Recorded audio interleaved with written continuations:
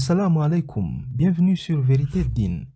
Le mois dernier, Donald Trump a provoqué une onde de choc dans tout le Moyen-Orient et ailleurs lorsqu'il a proposé une prise de contrôle de Gaza par les États-Unis et suggéré que la population de Gaza, déchirée par les bombardements de Netanyahou, soit déplacée de manière permanente pour vivre dans les pays voisins.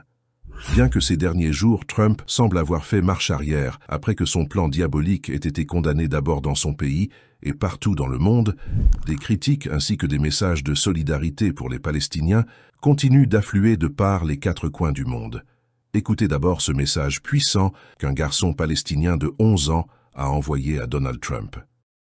Salam alaikum. Trump وأمريكا بيقولوا إنه إحنا لازم نفرغ غزة من كل السكان اللي فيها. لكن الله عز وجل بيقول وإذ يمكر بك الذين كفروا ليثبتوك أو يقتلوك أو يخرجوك ويمكرون ويمكر الله والله خير الماكرين. يا جماعة مين ترامب ومين أمريكا؟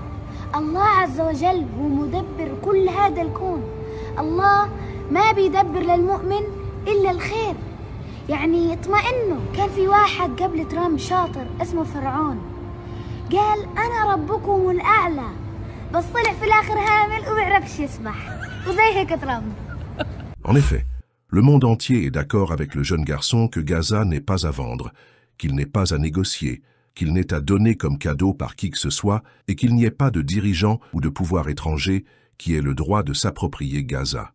Les Gazaouis n'accepteront jamais de quitter leur territoire pour le laisser à qui que ce soit. Ils n'abandonneront jamais.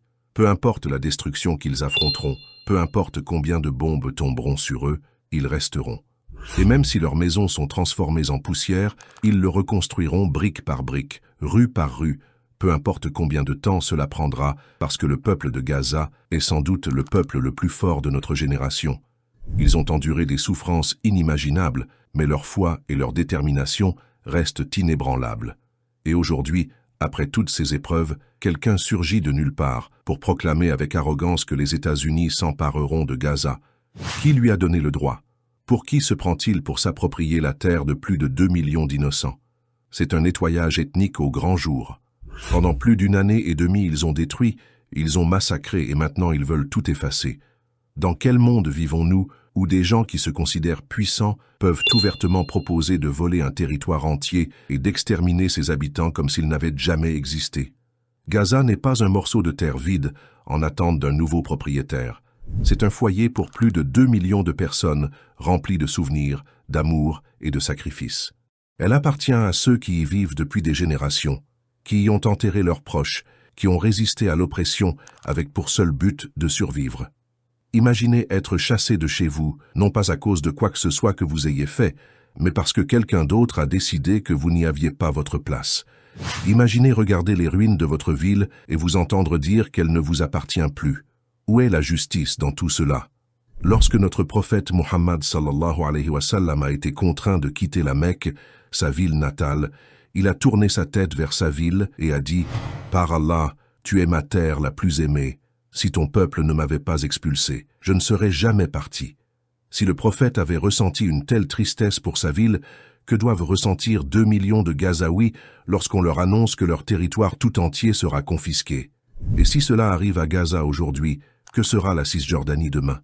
Jusqu'où ira cette injustice avant que le monde entier ne se lève pour dire « Assez ».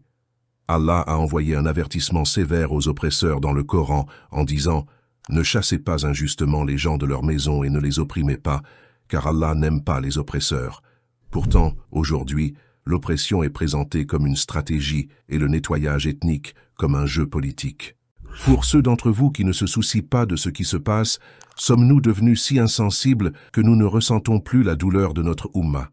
Le prophète sallallahu alayhi wa sallam nous a dit que les croyants sont comme un seul corps. Lorsqu'un membre souffre, tout le corps ressent la douleur. Le ressentons-nous? Comment avons-nous pu nous laisser engourdir? Nous n'avons peut-être aucun pouvoir sur les gouvernements, mais nous avons du pouvoir dans nos voix, dans nos invocations, dans nos actions.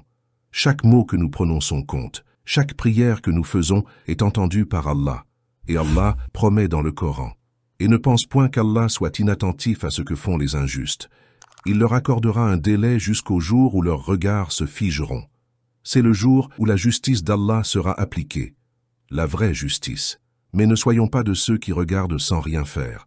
Soyons de ceux qui se sont tenus aux côtés des opprimés, qui ont pris la parole quand d'autres ont choisi le silence, qui ont porté ne serait-ce qu'une infime partie de ce fardeau.